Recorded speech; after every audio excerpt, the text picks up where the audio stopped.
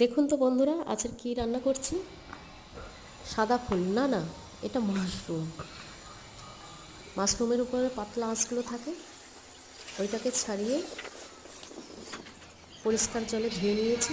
তারপর ছেলে বায়না ধরেছে আলু দিয়ে মাশরুমের তরকারি, তাই আলুটাকে কেটে ধুয়ে ভালো করে ভেজে নিলাম।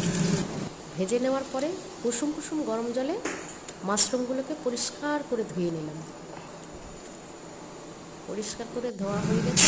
এরপর কড়াইতে তেল গরম করে একে একে তেজপাতা, গোটা গরম মশলা, পেঁয়াজের কুচি সব দিয়ে দিলাম। দেওয়ার পরে একটু নুন দিলাম যাতে পেঁয়াজটা নরম হয়ে যায়। এরপর একটা বাটা মশলা দিলাম, ওর মধ্যে সব কিছু আছে, টমেটো, কাজু, চারমগজ, আদা, রসুন সব কিছু দিয়ে একে একে হলুদ, শুকনো লঙ্কার গুঁড়ো, কাশ্মীরি মির্চের গুঁড়ো সব দিয়ে ভালো করে কষিয়ে নিয়ে আলু দিয়ে ভালো করে কষে নিচ্ছি। তারপর মাশরুমগুলো দিয়ে দিলাম, দিয়ে ভালো করে কষিয়ে নিয়ে একটু নুন দিলাম। নুন দেওয়ার পরে গরম জল দিলাম। গরম জল দেওয়ার পরে ঢাকনা দিলাম।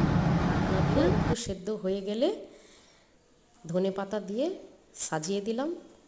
এই দেখুন তো বন্ধুরা কেমন হয়েছে।